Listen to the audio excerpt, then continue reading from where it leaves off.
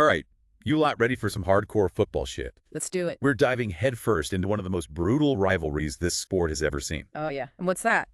Millwall versus West Ham, mate. The Dockers Derby. A classic. We're talking almost a century of clashes, born right in those grimy fucking docks of East London. Here it all began. And these teams weren't just scrapping for bragging rights, they were scrapping for jobs, for survival. Back then, it wasn't just about who had the best team. It was about putting food on the table. The rivalry was that real. Absolutely. This rivalry goes way beyond your usual football tribalism.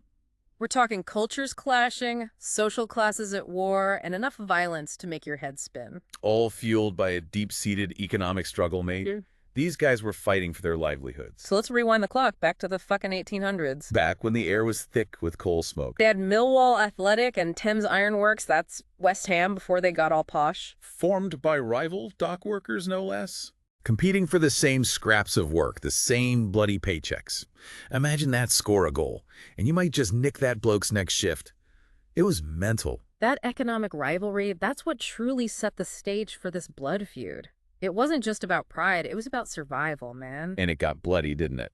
Oh, there are tales, my friend. We're talking proper hooliganism, the kind of shit that make those 70s and 80s firms look like a bunch of choir boys. Violence has always been woven into this tapestry. There were already brawls happening in the early 1900s. But things truly escalated in the latter half of the 20th century. That's when the hooligan firms rose up, right? Indeed. You had West Ham's Intercity firm and Millwall's Bushwhackers.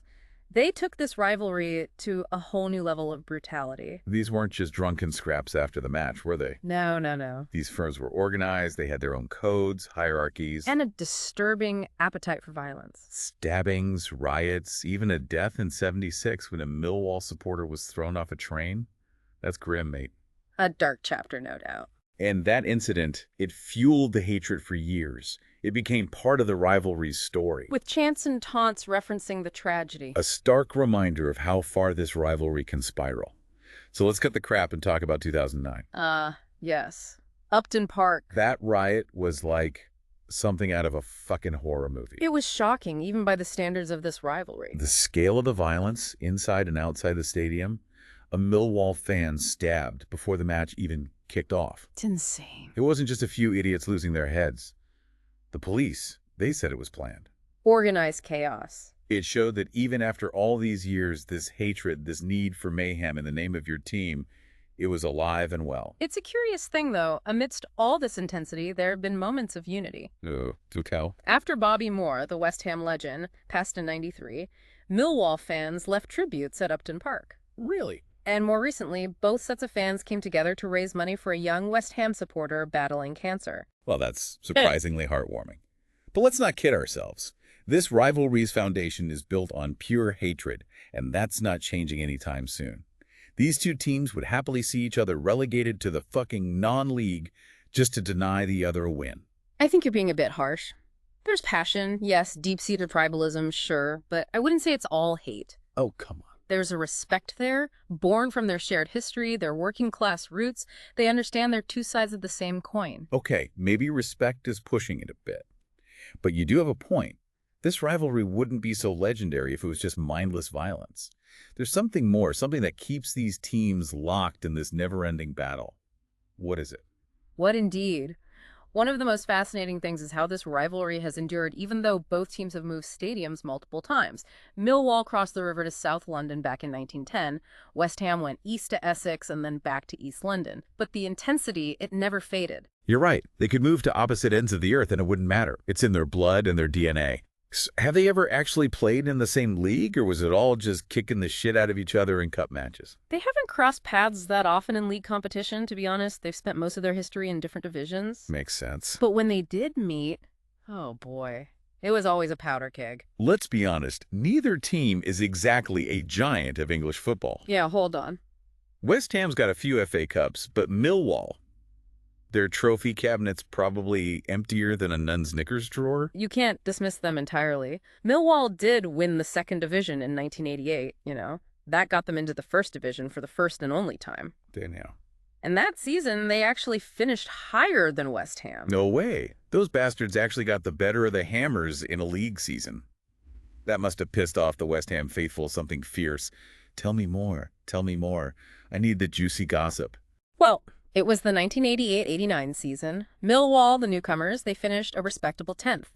West Ham, on the other hand, they struggled and ended up 19th, relegated at the season's end. So Millwall not only made it to the big leagues, they outshone their rivals in the same season. That's fucking priceless. It was a defining moment in their rivalry, no doubt, added another layer of complexity to their relationship. All right, let's get down to brass tacks. How many times have these two actually faced off, and who has the upper hand? Because I'm guessing it's pretty damn even, given how much they hate to lose to each other. You'd be right. It's incredibly close. They've played a total of 99 competitive matches. Millwall has a slight edge with 38 wins to West Ham's 34. What about draws? 27 draws. Almost even, as you said. Damn. Talk about a rivalry that could go either way on any given day, and they haven't played each other since 2012. It's about time the FA scheduled another match. Just see what kind of chaos would erupt. I'm not sure the police would be too thrilled about that prospect. These matches are classified as high risk, you know. It takes a massive security operation just to keep things somewhat under control. Speaking of keeping things under control, let's talk about the measures they've taken to contain the violence. Have they learned anything from past disasters, or are they just reacting to each new outbreak of madness? They've definitely tried to implement stricter security measures over the years. Like what? Increased police presence, segregation of fans, bans on alcohol sales, and even reducing the number of away tickets. Sounds sensible. It's a constant battle, trying to stay one step ahead. But let's be real, those measures only go so far. You can't stop the hardcore element from wanting to throw down, even if you lock them in separate cages. It's like trying to put out a fire with a squirt gun. There's no easy solution, that's for sure. It's a complex issue. Deep-rooted social and cultural factors are at play.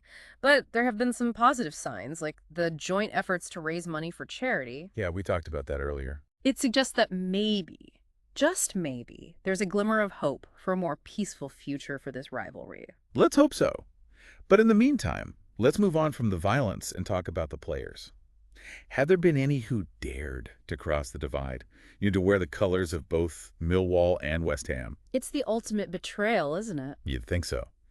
But surprisingly, there have been quite a few players who have donned both jerseys. Quite a few, actually. Really?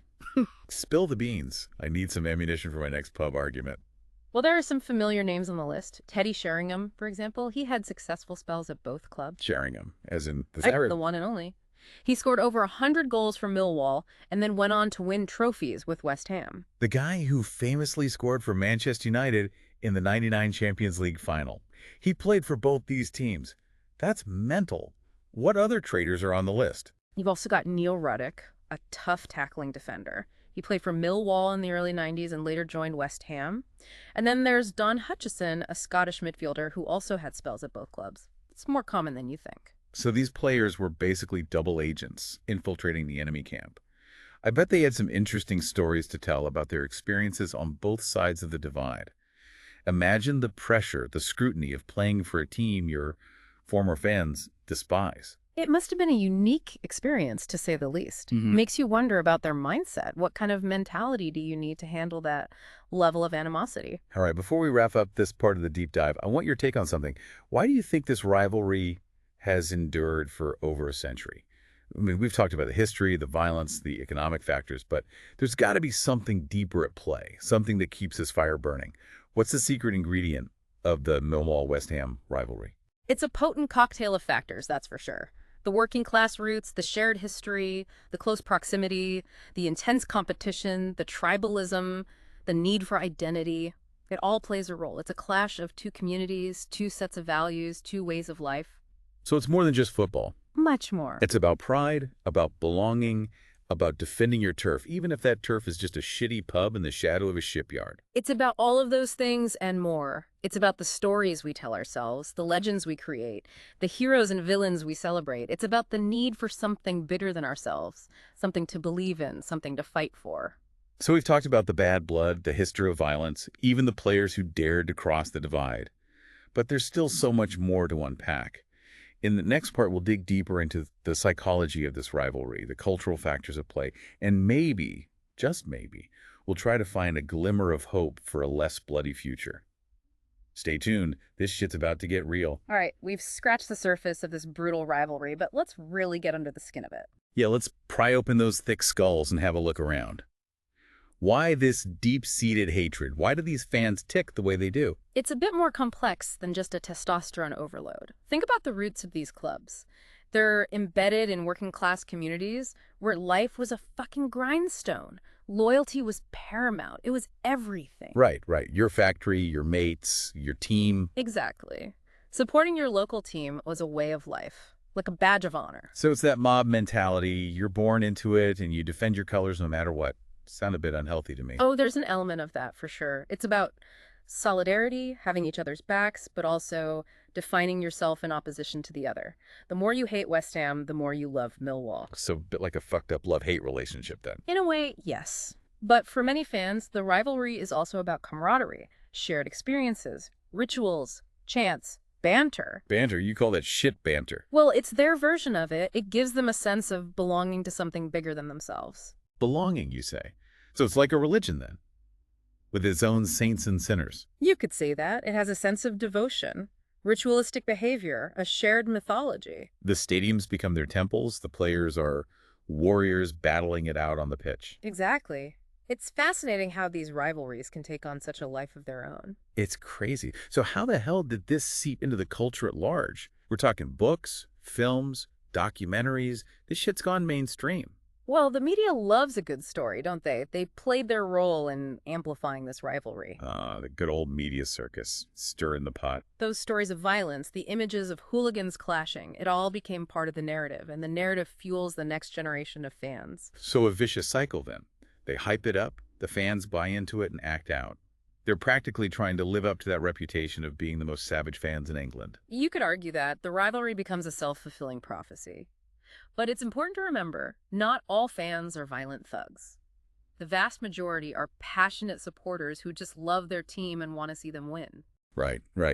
But let's be real. It's the violence that makes this rivalry notorious.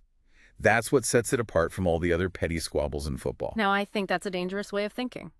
We shouldn't be glorifying violence. It's important to remember that there are victims, families, who have been affected by this rivalry. Point taken. But without the aggro, it wouldn't be half as interesting, would it? I have to disagree. This rivalry is fascinating because of its history, its cultural significance, its psychological complexity. The violence is just the symptom of those deeper issues. It's not what defines it. All right. You're the expert. But I still think that dark side is a big part of what makes it unique. It's like a car crash you don't want to look, but you can't help yourself. Yeah, exactly. But let's try and focus on some positives here. Positives. The passion, the loyalty, the sense of community. Okay, I suppose. Those are the things worth celebrating. Celebrating two teams who haven't won a major trophy in decades. Winning isn't everything, mate. It's about the journey, the shared experience, the bond between the fans and their club. You're starting to sound like a Hallmark greeting card. Am I? But yeah, I get you. This is more than just a bunch of lads kicking a ball about. Right. It's a reflection of a certain time, certain place, a certain way of life that has been preserved through the years. A microcosm of English society, eh? Exactly. All its complexities and contradictions, its enduring passions, warts and all. Right, enough with the touchy-feely bollocks. Let's get back to the nitty-gritty. We've covered the history, the psychology, the culture, but what about the future? Is this hatred ever going to die out, or are these teams destined to be at each other's throats forever? That's the million-dollar question, isn't it? As long as these clubs exist, there'll always be a rivalry. But I think it can evolve, become less about hatred and more about respect. Respect. Between Millwall and West Ham, you're off your rocker, mate. Yeah. These teams would rather see the other burned to the ground than shake hands after a match. I know. I'm not naive. But I have to believe that even the most bitter rivals can find some common ground. Imagine Millwall and West Ham fans standing side by side, united by their love of the game. Sounds like a fairy tale. Pigs might fly first. Look, I'm not saying I want to see more violence, but it's more intense, more compelling when there's an edge. We have to be careful not to romanticize that violence. People have been hurt, lives have been lost. Yeah, I hear you. Violence bad, football good. But let's not pretend this is just a friendly kickabout. I agree, the animosity is real. But I still believe this rivalry can evolve. The violence can be minimized, and these fans can coexist without resorting to hatred and aggression. We'll see. But in the meantime, let's enjoy the chaos, shall we? There's no denying it's a spectacle. It doesn't get much more entertaining than this. It certainly keeps us on the edge of our seats, but let's hope for a future with a little more peace for these clubs. So we've gone deep into the minds of these fans, we've explored the cultural insanity, and we've even dared to dream of a less bloody future. But we're not done yet. In part 3, we're going to relive the moments that made this rivalry legendary. The iconic clashes, the unforgettable moments, the stories that have made this a rivalry for the ages. Right, we spent the last 2 parts wading through the bad blood and the cultural madness of this whole Millwall-West Ham circus. That's okay. But let's get down to the fucking nitty-gritty, the matches themselves. Which games really set this powder keg off? Over the years, there have been some legendary clashes, moments that have become folklore. You want brutality. Bring it on. Look no further than the 1903 Southern Professional Charity Cup semi-final. Charity Cup. Sounds a bit tame for these lot. Oh, the only charity on display that day was Millwall giving a footballing lesson to West Ham. 7-1. 7-1, you're taking the piss. Nope.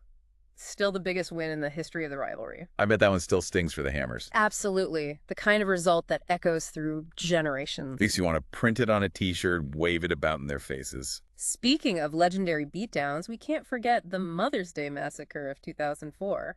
Mother's Day Massacre. Fucking hell, that sounds dark. What happened? First division match.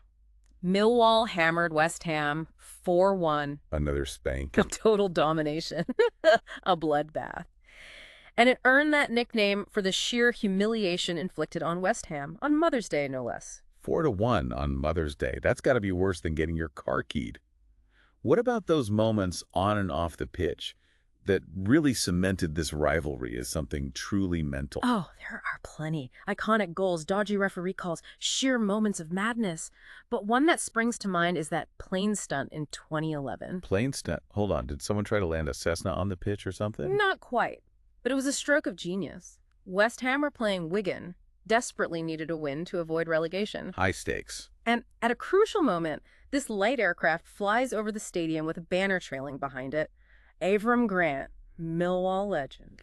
Wasn't he the West Ham manager at the time? Exactly. So Millwall fans were taking the piss out of their own manager during a relegation battle. That's next level shit right there. Bold move. You gotta appreciate the humor. Shows how this rivalry really transcends the game itself. All right, so we've got a 7-1 thrashing, a Mother's Day massacre, and a plane stunt for the ages. What else? What other shenanigans have gone down in this rivalry? Remember that time Millwall fans stormed the pitch at Upton Park? Ripped down the goalposts? No way. You're kidding. Carried them off as trophies. Ripping down goalposts. That's taking it a bit far, isn't it? It was a pretty destructive display, a prime example of the darker side of this rivalry. Passions spilling over into pure vandalism. It's a shame it has to get like that. But you've got to admit, there's something about that danger, that edge, that makes this rivalry so watchable. It's like a car crash, you know? You don't want to look, but you can't help yourself. I get that. But we can't forget the real consequences. There have been injuries, even deaths linked to this. Right. Violence is bad, okay? Okay. But let's not pretend this is just some friendly kickabout. Agreed. This rivalry is built on conflict. And that's what makes it so bloody compelling. I think there's a balance to be found here. We can appreciate the passion, the history, the intensity, without condoning the violence. Yeah, so I suppose so. Maybe that's the future of this legendary rivalry. Well, there you have it. Our deep dive into this blood feud. We've explored the historical roots, the psychological madness, the cultural impact, the moments that make this so much more than just two teams kicking a ball about. It really does highlight the power of football, doesn't it? Its ability to ignite passions and create bonds that last a lifetime. So next time you hear about Millwall and West Ham, remember, it's not just about the scoreline. It's about clashing cultures, a battle for supremacy, a drama that's been playing out for over a century, and likely will continue for many years to come.